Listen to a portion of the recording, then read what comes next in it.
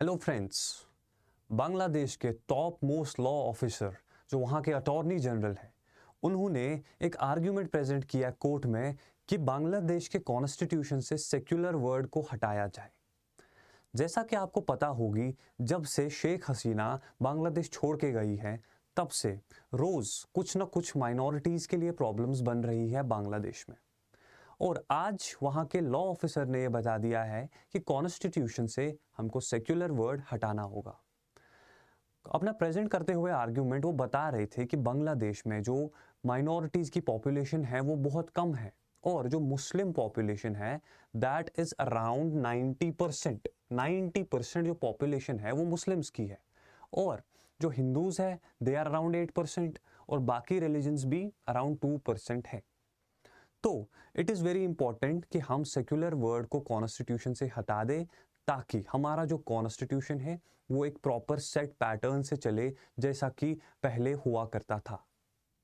आपको मैं बता दूं कि जो सेक्युलर वर्ड है वो बांग्लादेश के कॉन्स्टिट्यूशन में पहले नहीं था, बल्कि वो एक अमेंडमेंट से लाया गया था इन 1988। 1988 में इसको कॉन्स्टिट्यूशन में ऐड किया गया था बाय द देन लीडर, जिसका नाम था इरशाद।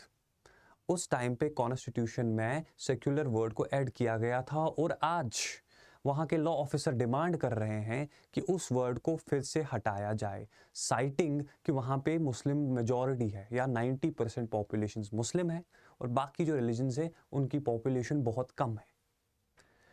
अब अपना आर्ग्यूमेंट प्रेजेंट करते टाइम जब उन्होंने कहा, तो दे वर वेरी स्केप्टिकल कि वहाँ पे जो दो आर्टिकल्स, आर्टिकल 2A और आर्टिकल 9, ये दोनों आपस में कंट्राडिक्ट कर रहे हैं। अगर हम इनके बारे में बात करें कि क्या कंट्राडिक्शंस आ रही है, तो अगर आप 2A के बारे में देखेंगे तो इसमें क्लियरली बता रहा है equal rights to all the religions.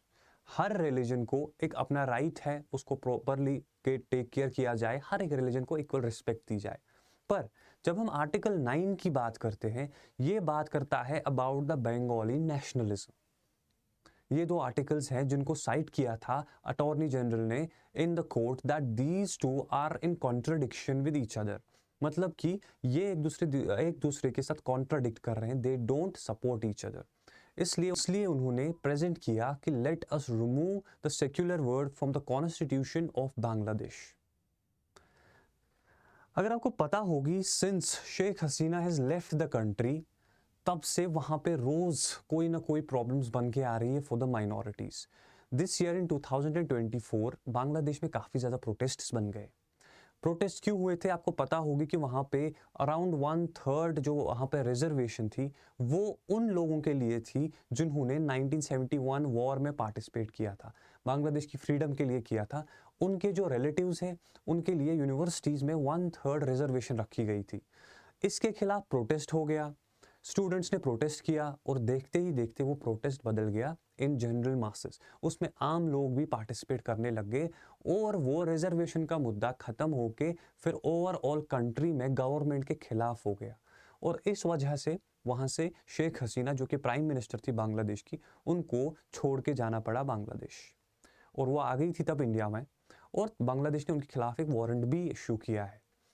तब से जब से उन्होंने छोड़ा है, वहाँ पे केयर जो गवर्नमेंट है उसको टेक ओवर करने के लिए यूनुस, जो कि इंटर्म गवर्नमेंट को अभी मोहम्मद यूनुस वहाँ पे मैनेज कर रहे हैं। They are taking care of all the things that are right now there.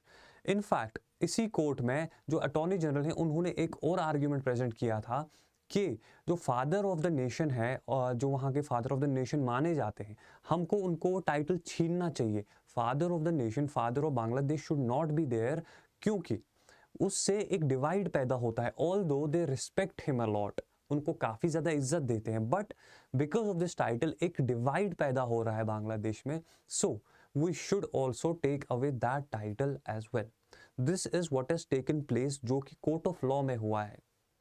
That is about the news कि कैसे शेख हसीना के छोड़ने से लेके आज तक वहाँ पे माइनॉरिटीज़ के लिए इश्यूज़ होंगे। आपको इस्कॉन मूवमेंट के बारे में भी पता होगा, इस्कॉन को लेके कितनी प्रॉब्लम्स हो रही हैं, और बाकी सारी प्रॉब्लम्स भी जो माइनॉरिटीज़ फेस कर रहे हैं फॉर पास्ट 2 और 3 मंथ्स।